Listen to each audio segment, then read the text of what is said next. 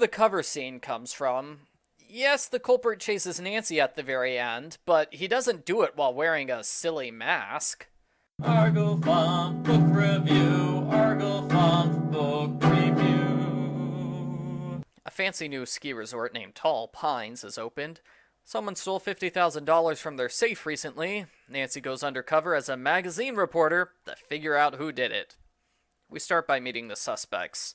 Angry ski instructor Ben Robley is hurling wild accusations at secretive manager Dave Kendall. The resort owner is wealthy Carl Reismuller, who runs many successful business chains. He invites Nancy to dinner with him and his wife Sheila. Ski shop manager Jody Ashton says Carl's great to guests, but terrible to employees. Ben is a good example. Carl was going to name the ski school after Ben, but at the last minute, he switched out for a celebrity endorsement. So now Ben is forced to do all the work while getting none of the credit. No wonder he's mad. I sure hope the celebrity skier isn't the guy from Book 3, the one I call Avalanche's Cure Amnesia. Nancy and Bess use the sauna. They get trapped inside for a bit, but George quickly rescues them. Nancy's dinner with the owners goes well, although Sheila accidentally lets it slip they're having money problems. Sheila also picks out fresh flowers for the restaurant on a daily basis. That probably doesn't help their money problems. A minor fake-out suspect is Rob Watson, who owns a rival ski resort. Nancy sees him in the office after hours. She later learns he's doing a bunch of major renovations to his resort. How can he afford that? Did he steal a bunch of money? Ben gives Nancy a great skiing lesson, although he gets hostile when Nancy asks him too many questions. He tells Nancy and Beth to take an easy ski trail, but uh-oh, someone swapped the signs and Bess almost dies on the hard trail. Ben's thermometer is found at the crime scene.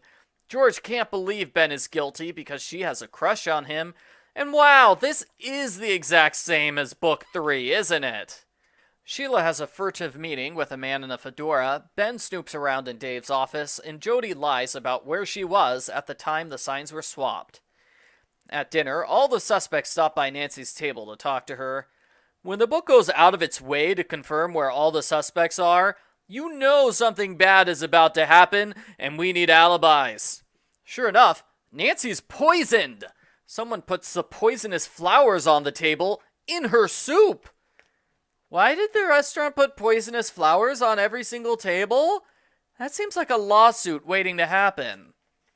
Nancy's pretty on task as a detective. She snoops in everyone's office in turn. Dave has files about Watson's finances. Ben stole the celebrity endorsement contract. Carl has a lot of debt to pay off. As for Jody, Nancy doesn't search Jody's apartment. She sends Bess and George to do it. Clever readers will instantly know there's nothing important at Jody's, because if there was a big piece of evidence there, the author would have had Nancy find it herself, like she did with the other three suspects. Ben catches Nancy snooping. She lies and tells him she's an investigative reporter. It was a lost opportunity for a good Brenda Carlton joke. Sheila accidentally lets it slip that one of the employees is a former criminal. It's Jody. She was a car thief. The phone rings. Sheila tells Nancy to answer it. The caller is Mystery Fedora, who wants to have a secret meeting with Sheila at 10. Why on earth did Sheila have somebody else answer the phone if she knew she was getting a secret phone call today? Nancy tries spying on the meeting, but the culprit knocks her out with a flashlight. The culprit leaves the flashlight there, even though it's a very distinct flashlight which will later be used to identify him. A bad mistake on the culprit's part. Ben has wilted flowers in his locker, Dave has a secret meeting with Watson, and Jody buys a brand new sports car.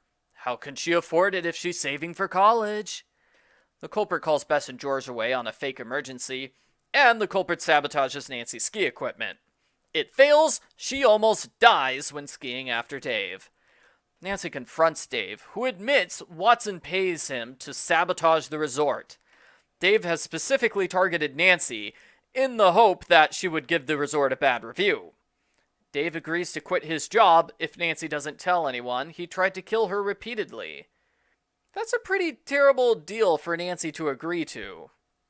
Nancy confronts Jody, and she learns the culprit's flashlight belongs to Carl. She sees Fedora Man in town. He's a pawnbroker who confirms the Rice-Muellers are so broke they've been pawning off jewelry.